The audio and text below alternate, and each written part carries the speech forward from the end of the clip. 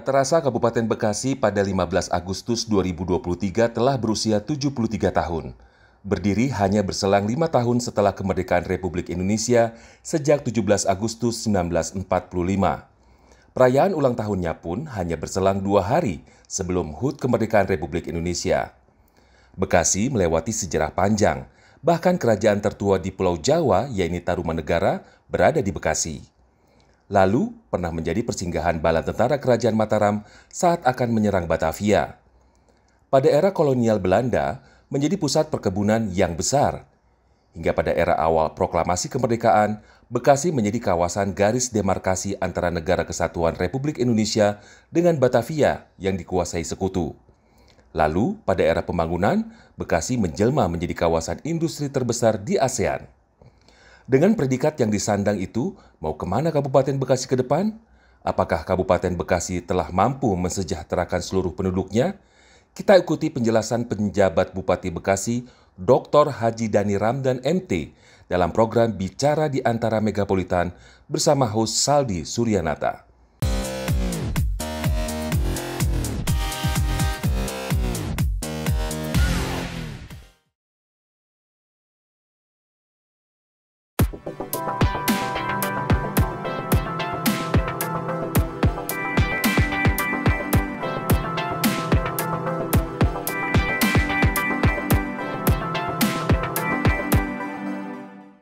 Assalamualaikum warahmatullahi wabarakatuh. Kita ketemu lagi di Bicara di Antara Megapolitan. Nah, kita akan ngobrol sama pucuk pimpinan di Bekasi. Namanya Dr. Haji Dani Ramdan MT, penjabat Bupati. Nah, itu dia. Kita akan gali bareng-bareng nih. Kita gali informasinya sebanyak-banyaknya di Bekasi ini, ya. Oke, beliau udah ada di samping saya, kita ngobrol sekarang. Ini dia Pak Dani. Pak Dani, kabarnya baik, bagaimana? Alhamdulillah. Damang Pak, sehat? Damang, saya. Gimana Pak? Bapak kayaknya sehat banget ini. Hari ini memang padat sekali atau bagaimana Pak? Ya. Kayaknya masih seger sudah sore hari gini. Ini kan kita lagi ulang tahun nih. Oh iya, selamat ulang tahun Bapak. Tahun Kabupaten Bekasi, tanggal 15 ya? Agustus kemarin, 73. Dan besok menjelang ini udah rangkaian HUT RI, HUT kemerdekaan, ya, tanggal 17 Agustus. Jadi sedang meriah-meriahnya di Kabupaten Sedang Bekasi. meriah-meriahnya, lagi lucu-lucunya. Nah, ngomong-ngomong soal ulang tahun Kabupaten Bekasi yang ke-73, ini bukan umur yang pendek, ini umurnya udah 73 gitu. Nah, bagaimana Pak? Pencapaian apa yang sudah dilakukan oleh Kabupaten Bekasi? Boleh ceritain Pak? Ya, Bekasi ini memang punya sejarah yang panjang ya. Bahkan menurut catatan sejarah itu, kerajaan tertua di Pulau Jawa itu, Tarumanegara itu di wilayah kita gitu. Di pesisir antara Bekasi, Karawang, Jakarta. Dan artefak-artefaknya memang ditemukan di sini.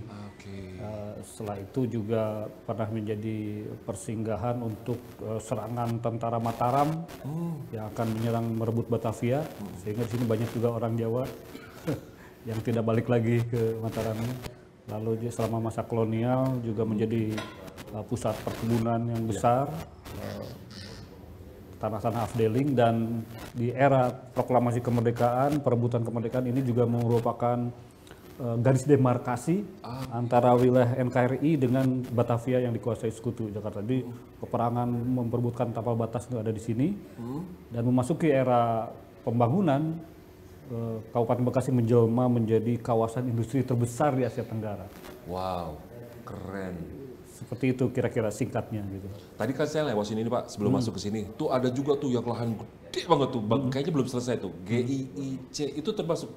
Ya, itu kawasan industri kita. Ada 11 totalnya, 7 yang paling besar. Itu kira-kira total hampir 7.000-an pabrik ada di sini Pak? Kabupaten Bekasi ini. Ya. Kalau kawasan kita ini sekitar 40 hektar pusat pemerintahannya. Gitu ya Pak ya? Ya. Nah oke, balik lagi tadi Bapak menyinggung soal bahwa Kabupaten Bekasi ini ada kaitan dengan sejarah, ada artefak juga. Itu di sebelah mana sih Pak? Saya kan baru tahu sih Pak. Memang kalau untuk peninggalan istana kerajaannya, kemungkinan karena pernah ada tsunami akibat meletusnya gunung Krakatau, itu agak tersapu karena daerahnya pesisir. Tetapi ada prasasti-prasasti batu tulis yang ada di Bogor itu, yang menceritakan mengenai adanya nama negara yang disebut Tarumanagara dengan sang maharajanya Purnawarman. Nah, itu diceritakan, dan di sini kita ada kecamatan namanya Tarumajaya. Oh iya, kemungkinan betul, besar iya. itu adalah warisan dari nama kerajaan tersebut. Oh begitu ya Pak ya. Nah, masih dalam kaitan ulang tahun Kabupaten Bekasi yang ke-73. Selain pencapaian yang tadi Bapak sebutkan, pencapaian apa lagi Pak? Apakah dari sektor ekonominya yang tadi kan Ekonomi, ya. ini bagian dari industri terbesar di Asia. Lalu dari segi apakah itu berarti berkaitan dengan ekonomi yang pada masyarakat? Dengan predikat kawasan industri terbesar, tentu kontribusi kita dari sisi realisasi investasi, Kabupaten Bekasi ini adalah selalu memuncaki posisi realisasi investasi terbesar di Jawa Barat, di mana Jawa Barat ranking 1 nasional. Setidaknya 5 tahun terakhir ini realisasi investasi di Jawa Barat itu tertinggi, kecuali ya setelah ada kebijakan hilirisasi industri ya, dibukanya shelter-shelter di daerah Sulawesi di sana, peningkatan terjadi di sana. Tapi kalau dari investasi industri manufaktur khususnya, ini masih Kabupaten Bekasi memimpin.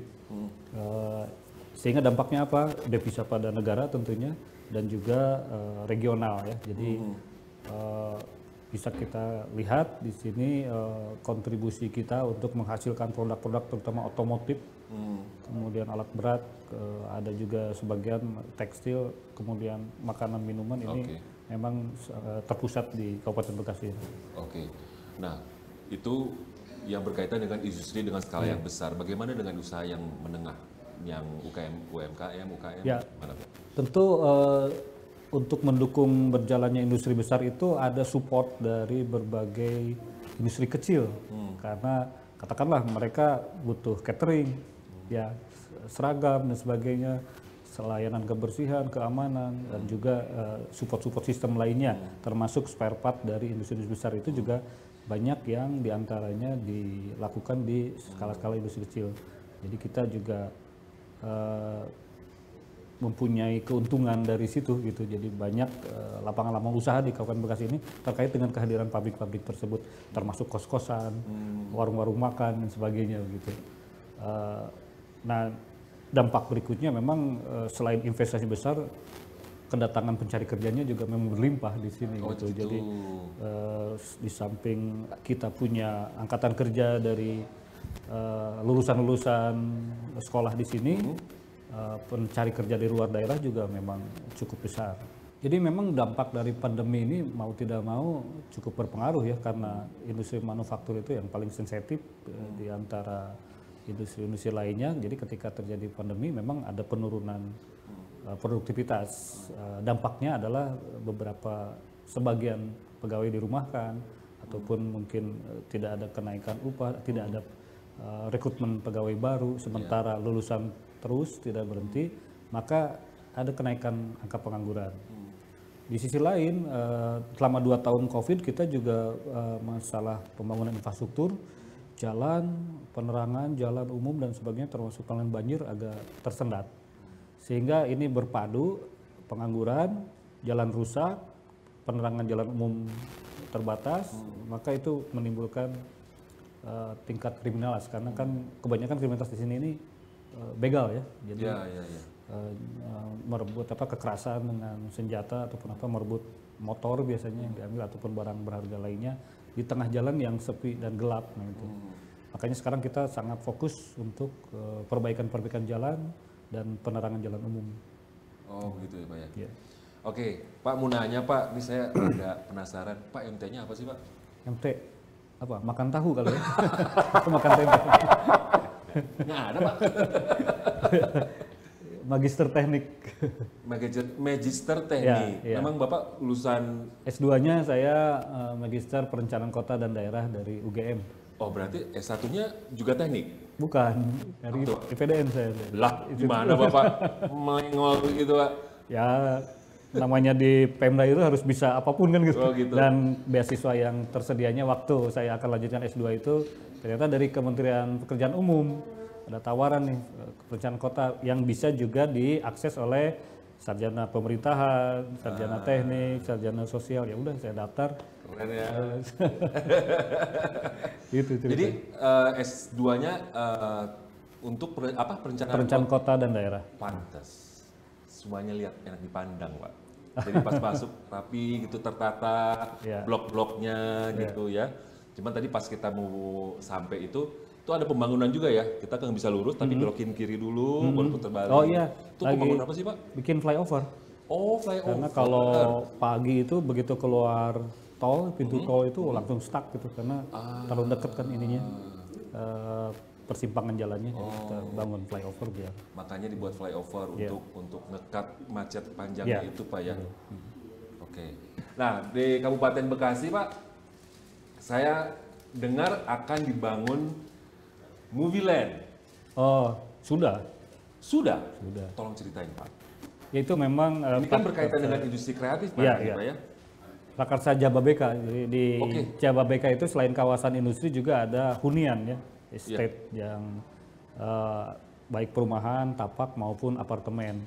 Nah, kawasan terbaru yang dikembangkan di Jababeka itu Movie Land namanya. Jadi sebuah kawasan hunian tetapi bisa dimanfaatkan untuk lokasi-lokasi syuting film, sinetron dan sebagainya karena memang dikelola seperti di Hollywood begitu. Kira-kira ininya apa namanya tata letak maupun view-nya. Dan ini baru di launching beberapa bulan yang lalu. Itu pengerjaannya kiraan kapan, Pak, selesai, Pak?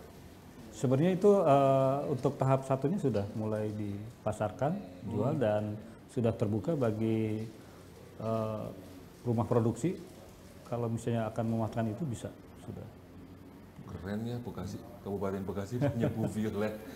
Nggak pernah ada kan Indonesia tuh belum. Paling dulu Ya, TVRI dulu, itu ya, di Depok kalau nggak salah. Studi alam ya. Studi alam. Iya. Gitu. Sekarang ini lebih ke industri Jadi filmnya kan, Pak ya? ya memang urban sih lebih ininya apa namanya backgroundnya gitu.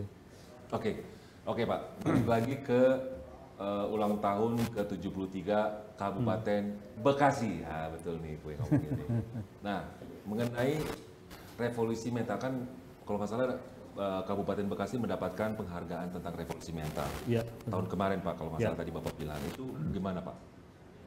Ya, jadi memang terutama tadi kondisi menghadapi pandemi itu kan sebuah situasi yang sebenarnya sangat rentan di sini.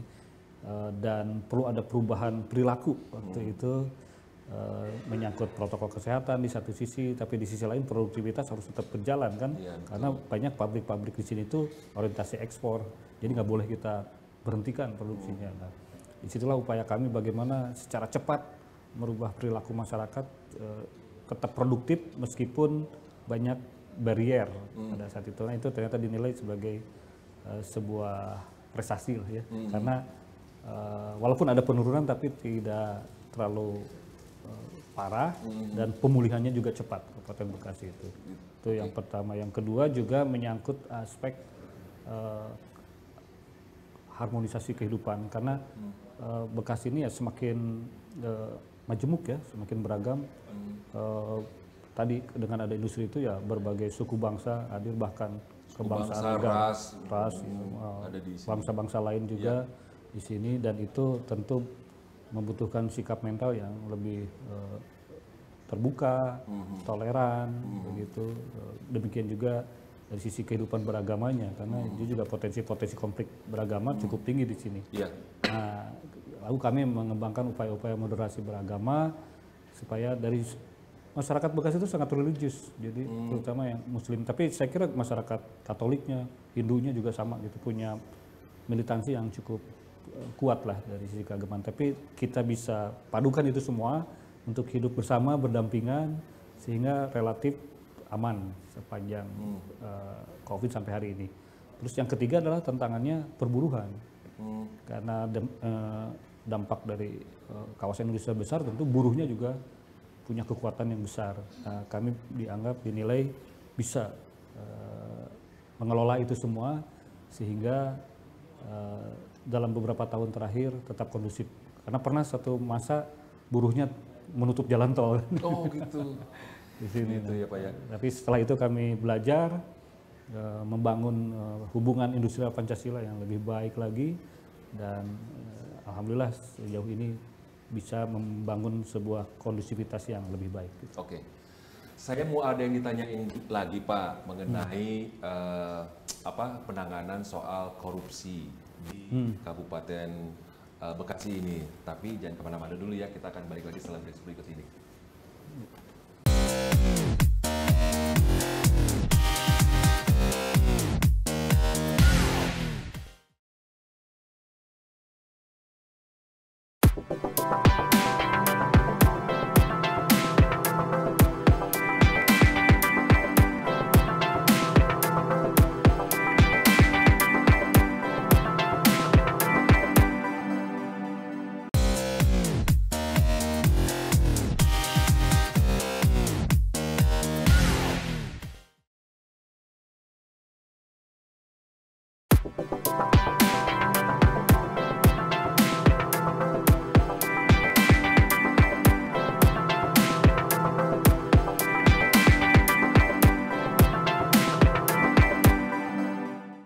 Hai, kita balik lagi di Bicara di Antara masih dengan Pak Dhani Ramdan. Ya.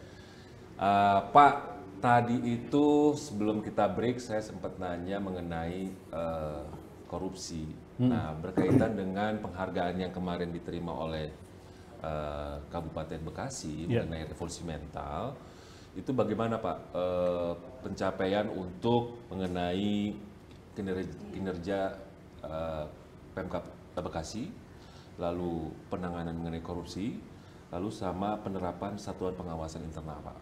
Ya, jadi salah satu aspek penilaian dari revolusi mental itu juga kasus-kasus korupsi yang terjadi di daerah tersebut, dan memang alhamdulillah dalam beberapa tahun terakhir ini sangat minim ya. Tentu tidak zero kasus, ada hanya 1-2 dan itu juga nilainya tidak terlalu signifikan, tetapi artinya sudah ada effort dari pemerintah kabupaten untuk menekan terjadinya kasus korupsi. Dan tadi memang salah satu strateginya itu SPIP itu, sistem pengendalian internal pemerintah gitu. Pengawasan di sananya, di mana koordinatornya adalah Inspektorat Kabupaten Bekasi, lalu dibentuk tim-tim di setiap perangkat daerah yang setiap saat memonitor, mereport, menyampaikan laporan mengenai bagaimana sistem pengawasan internal ini berjalan secara efektif begitu. Ya. Oke.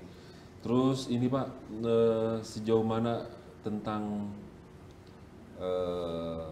pendidikan yang sudah dilakukan oleh Pemkab Bekasi?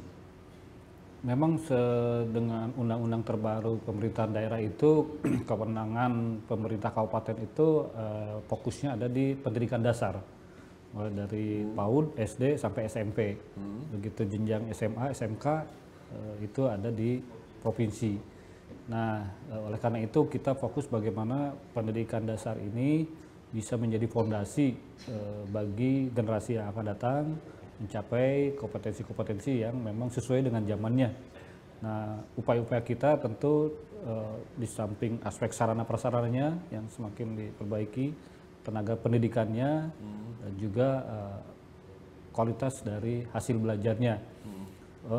Anggaran pendidikan di Kabupaten Bekasi itu sudah melebihi di atas pagu yang ditetapkan oleh undang-undang. Undang-undang kan minimal 20%. Ya, kita sudah 35% setiap tahun. Betul. Karena apa? Karena memang penduduknya banyak. Jadi sarana prasarannya juga harus lebih banyak kita sediakan, guru-gurunya juga, sehingga ya membutuhkan konsekuensinya anggaran yang lebih besar. Meskipun kami juga mengapresiasi peran serta masyarakat juga cukup tinggi, swasta ya, melalui pendirian sekolah-sekolah swasta. Banyak yang bagus di sini gitu, sehingga itu bisa menjadi pilihan bagi masyarakat untuk menyekolahkan anaknya di Kabupaten Bekasi. Nah, sekarang saya pengen ngobrol ini Pak soal transportasi. LRT nyampe nggak sih Pak sini Pak? Memang ujung dari LRT di Bekasi itu masuk di wilayah Bekasi ya, di stasiun Jati Asih ini. Jatimulya ya. Jatimulya. Jatimulya, Ya. oke.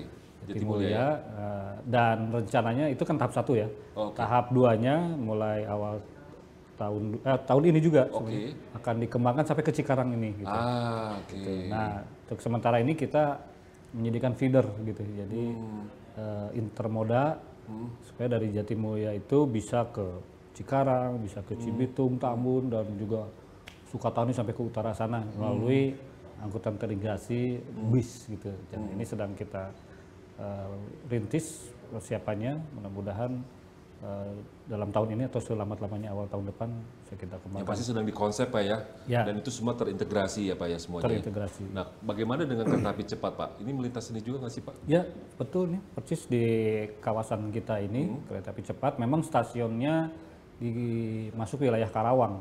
Oke. Setelah Halim, Karawang, Padalarang, Bandung. Tetapi kalau kita tarik garis lurus sebenarnya dari stasiun ke posisi kita di wilayah Delta itu hanya kira-kira 3-4 km. Oh, pendek dong berarti ya Iya. Pak ya? Dekat. Hanya memang melintasi Sungai Cibeet, jadi harus membangun jembatan.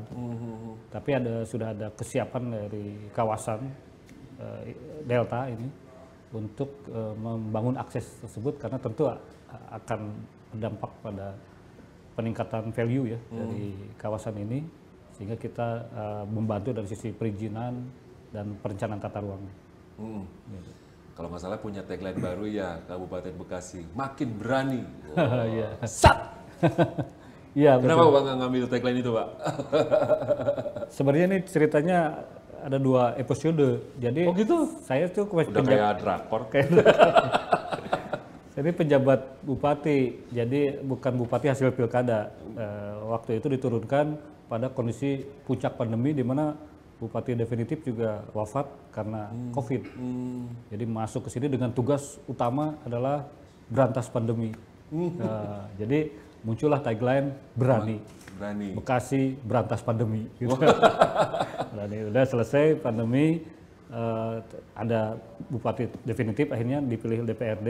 Saya pulang ke Bandung, tapi beliau kan melanjutkan sisa akhir masa jabatan bupati sebelumnya. Dan ternyata tahun 2022 saya ditugaskan lagi kembali. Nah, pertanyaan publik, kalau kemarin berani sekarang apa? Makin berani saya. Tapi makin berani ini singkatan sekarang jadi mantapkan kinerja dalam bekerja dan melayani. Wih, mantap. Tuh, dengerin. Nah Pak, harapan-harapan apa lagi Pak yang ingin dicapai Bapak sebagai pucuk pimpinan di Kabupaten Bekasi ini? Apalagi Pak pencapaian yang ingin Bapak capai untuk tempat Bapak dia memimpin ini Pak? Ya, yang paling utama adalah tentu karena Bekasi ini punya sejarah, punya kontribusi yang besar bagi pembangunan negeri ini. Ya kami tentu wajar kalau punya harapan, cita-cita Kabupaten Bekasi ini menjadi daerah terdepan.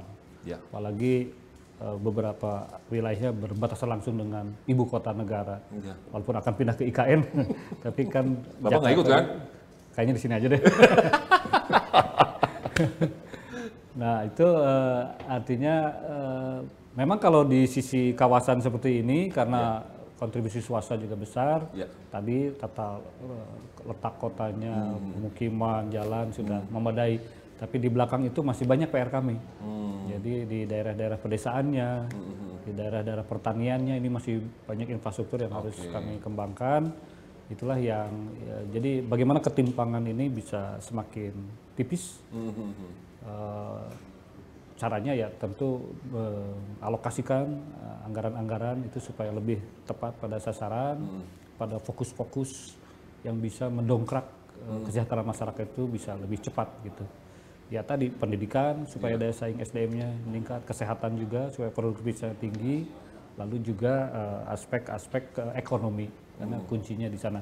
Tetapi kami tidak melupakan aspek budaya dan agama karena supaya kita tidak kehilangan jati diri nih. Iya, betul. Semakin banyak orang datang ke sini, tetapi mana masyarakat Bekasi dengan jati dirinya ini juga kita bangun. Jadi kegiatan-kegiatan keagamaan dan budaya ini juga menjadi fokus kami. Di olahraga kita juara umum loh. Pekan Olahraga Iya. Dapat Kabupaten 14 Bogor. medali emas itu Pak ya? Itu di Asian Games. Itu udah luar biasa. Nah Iya. untuk ini sih Kalau di tingkat Jawa Baratnya kita juara umum baik untuk pekan olahraga umumnya maupun pekan olahraga Paralimpik. wih keren. Gitu. Tahun 2022 kemarin. Kalau nggak salah tahun ini juga dapat 4 penghargaan Pak ya. Ada yang MTQ. Ya, Ya gitu Pak ya. ya. Terus apa lagi gitu? Yang bisa lupa dibacanya. Ya kita ada kegiatan-kegiatan PKK itu juga satu kegiatan-kegiatan di bidang kepegawaian kita ada 4 penghargaan. Kemudian Rekor muri. kalau Muri ini saya itu sebenarnya jabatan definitifnya Kepala Badan Penanggulangan Bencana tingkat provinsi. Lah, tadi dari IPDN ke sini. Ya itulah memang harus emang Bapak multitasking. multi talenan. Masak dong. Terus gimana Pak? Ya jadi background kebencanaan itu dan saya lihat di Bekasi ini kebencanaan cukup tinggi ya terutama banjir. Yes. Makanya harus dibangun budaya tangguh bencana. Hmm. Nah makanya di hari kesiapsiagaan bencana bulan April kemarin Ya. kita bikin rekor muri yaitu simulasi evakuasi mandiri di semua desa, sekolah-sekolah gitu. Wah. Diikuti hampir 20-an ribu peserta. Keren. Dan dimulai itu rekor muri melalui Zoom dari berbagai tempat bersamaan kita lakukan simulasi serentak itu. Ya. Itu persiapannya nggak gampang itu Pak. Ya, Pasti. karena kita punya organisasi namanya Forum Pengurangan Risiko Bencana di tingkat kabupaten, kecamatan, sampai ke tingkat desa. Nah, melalui organisasi ini kita. Itu para relawan bencana. Itu keren Pak. Nah Pak berkaitan dengan teknologi yang semakin maju Pak. Itu kan teknologi ini kan berkaitan dengan anak-anak muda. Ya. Nah, apa yang Bapak bisa berikan ke anak-anak muda Kabupaten Bekasi yang berkaitan dengan teknologi, misalkan dari industri kreatif? Tentu saja sekarang kan sudah punya Movie Land. Nah, ini berkaitan dengan semuanya ini tergasinya bagaimana Pak? Bapak sudah ada membayangkan sesuatu gitu Pak? Ya. Memang kalau Moviland bisa dikatakan itu kontribusi swasta ya. Iya. Mengaksesnya tentu harus ada biaya. Nah, kami juga dari sisi pemerintah kebetulan ada aset kami itu di Dinas Pariwisata itu yang disebut Geraha Pariwisata. Mereka itu punya ruang eksibisi. Hanya mungkin selama pandemi ini tidak ada kegiatan, jadi kurang terawat, kurang dimanfaatkan. Ini saya sudah keluarkan SK akan ditransformasi menjadi Youth Creative Hub. Keren. Kita sudah kemarin dapat kunjungan juga dari pusat, ada dukungan. Demikian juga komunitas-komunitas. Kemarin kita ada komunitas otomotif, kita bikin kumpulan di sana, komunitas floating. Iya. Dan besoknya juga digital, animasi, videografi, fotografi. Nah, itulah kira-kira yang bisa kita berikan. Mudah-mudahan nanti dari situ nanti muncul talent-talent yang baru dari anak-anak Bekasi ini untuk bisa masuk ke industri kreatif secara berdaya saing. Tuh, makin berani aja nih anak-anak Bekasi nanti. Iya. Ya Pak ya. Ya karena kan teknologi sekarang ini semakin udah nggak bisa dibendung lah Pak ya. Dan pengguna teknologi saat ini adalah anak-anak muda. Kalau yang saya research Pak, itu sekitar 67% Pak anak muda tuh menggunakan gadget. Gila sekali. Jadi ya memang teknologi nggak bisa dibendung, tapi kita juga harus mawas juga Pak ya. Kita harus punya barikade-barikade untuk nggak terlalu kebablasan gitu loh Pak. Iya nggak sih? Ya itu dari satu sisi kita mendorong pemanfaatan, sisi lain juga pencegahan harus dilakukan ya. Terutama berita hoax gitu ya, adu domba dan sebagainya. Makanya kita juga rajin menginformasikan mana informasi yang sifatnya hoax, mana enggak, melalui media-media yang kita bangun, media sosial. Kita juga perkuat media sosial. Semua dinas sudah diwajibkan, kecamatan sampai tingkat desa. Bahkan di tahun 2002 yang lalu itu kita juara medsos di tingkat Jawa Baratnya. Oh gitu, keren. Kecamatannya juga juara kedua ya. Desa, kelurahannya Kelurahan Bahagia juara 1 tingkat provinsi Jawa Barat. Jadi betapa kita mendorong itu semua. Kemudian di samping itu karena tadi media komunitas juga berkembang dengan cukup baik, jadi kita galang itu setiap 3 bulan kita bikin gathering, bikin ngopi-ngopi bareng gitu, ngobak, ya. Sehingga mereka menjadi bagian dari jaring-jaring komunikasi kita ke masyarakat. Oke. Teman-teman jangan kemana-mana ya, saya mau minum, Pak Bupati juga mau minum, kita akan balik lagi setelah yang berikut ini. Mangga Pak. Ya.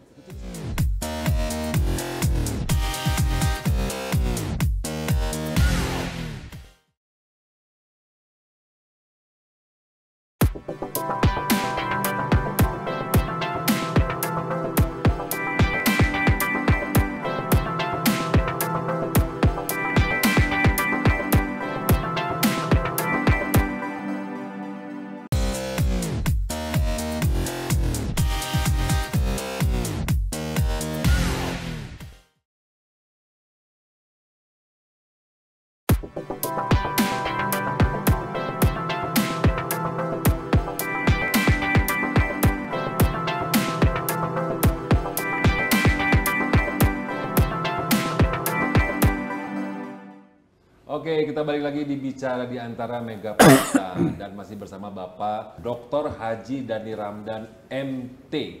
Nah, ini dia. Alhamdulillah Pak, kita masih bisa ngobrol-ngobrol Pak. Langsung aja kayak ya, kayaknya Pak, aduh gatal nih kepala. Gini Pak, mengenai 6 solusi spesifik peningkatan dan percepatan kinerja pembangunan Kabupaten Bekasi. 6 solusi spesifik, nah itu gimana Pak? Sekarang udah jadi 7.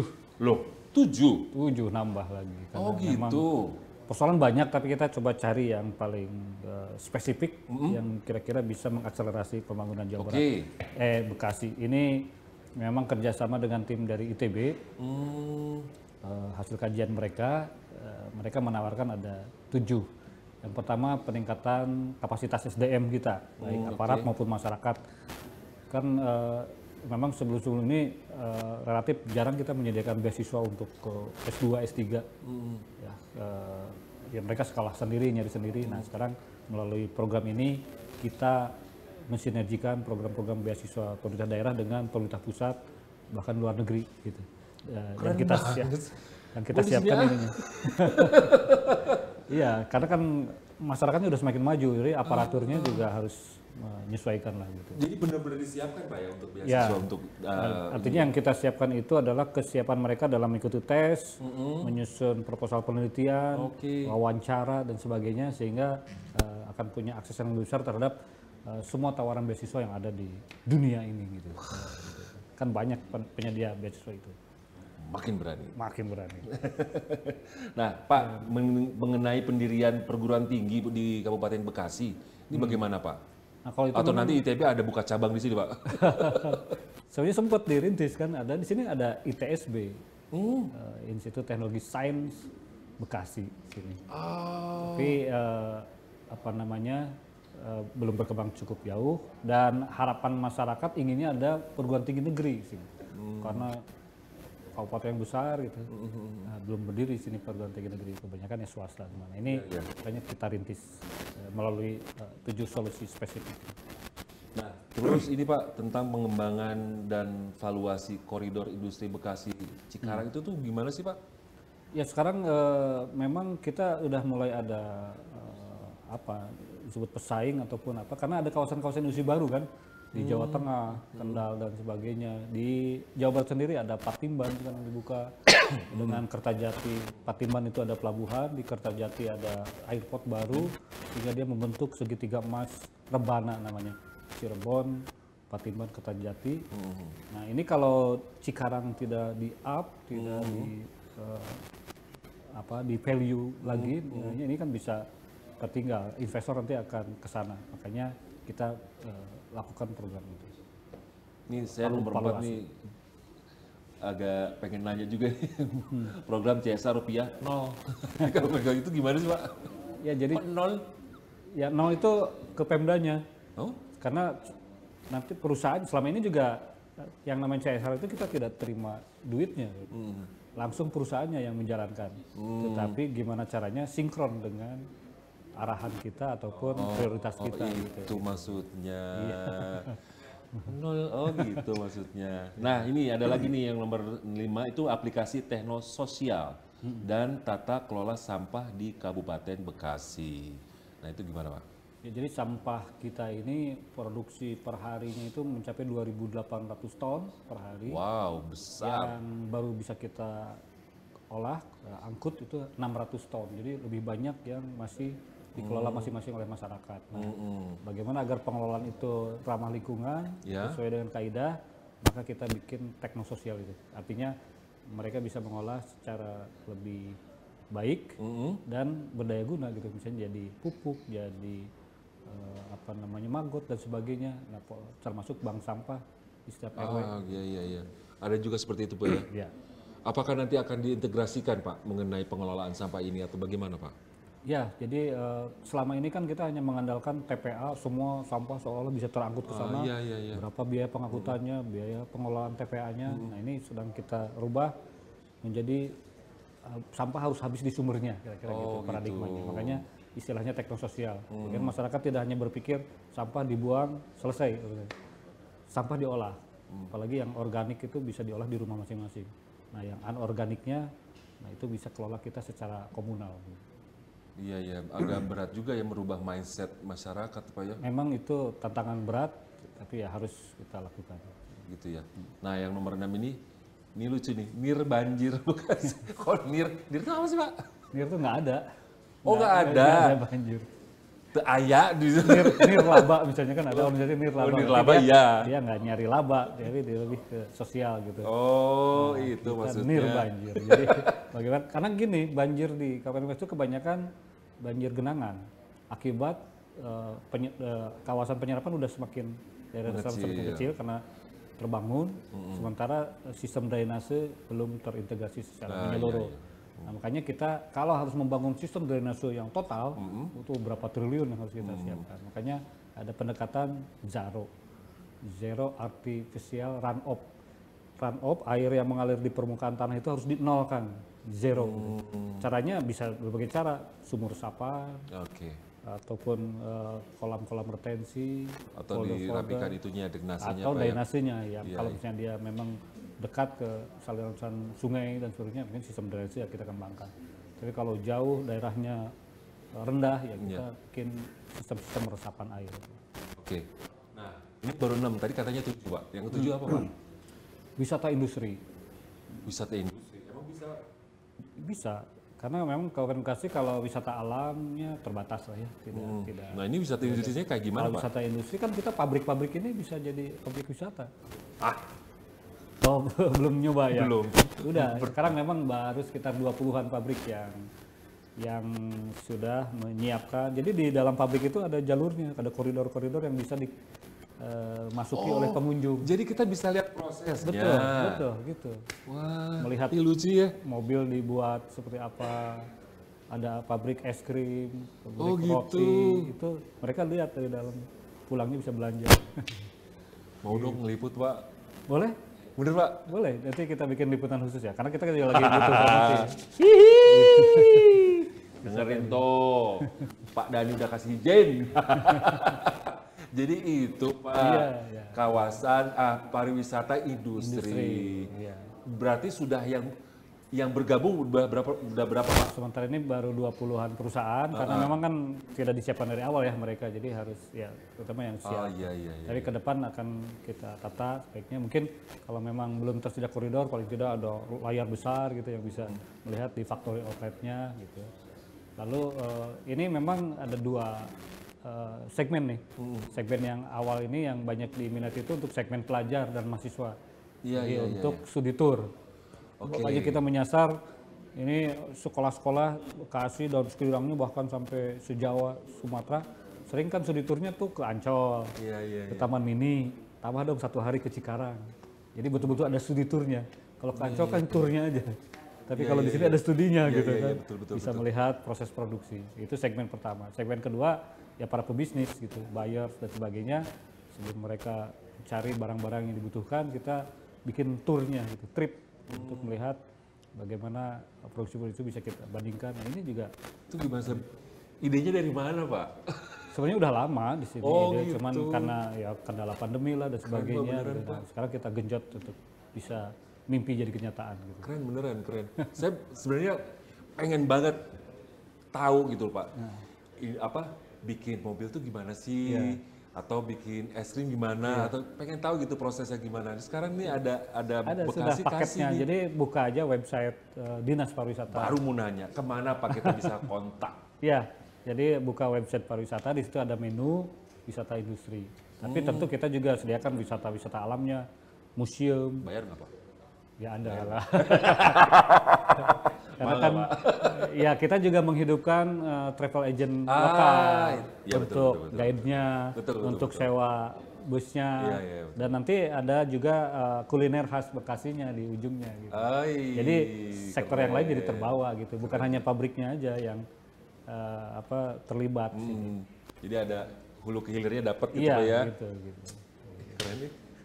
Beneran saya mah pengen imigrasi itu wisata industri. Iya, kan belum ada di daerah lain. Kan keluar jadi Sundanya keluar saya. Pengen, jalan. Hoyong? Pisan. Pak Dani, hatur nuhun pisan Pak. Ngobrol-ngobrolnya, Bapak sing sehat. Tadi Amin. Agak gatel-gatel. Iya. Makanya. Hatur nuhun pisan Pak, waktunya yang sudah disiapkan untuk program di antara kita, bicara di antara. Oke, thank you buat teman-teman semua. Itulah ngobrol-ngobrol saya dengan Dr. Haji Dani Ramdan MT, PJ Bekasi. Dan banyak sekali yang kita dapatkan dari beliau, informasinya banyak banget. Dan yang pasti ini ada industri wisata yang, wisata industri yang paling keren. Gue juga mau ngeliput nanti. Terima kasih banyak semuanya. Wassalamualaikum warahmatullahi wabarakatuh. Makasih Pak, hatur nuhun pisan. Mohon pisan.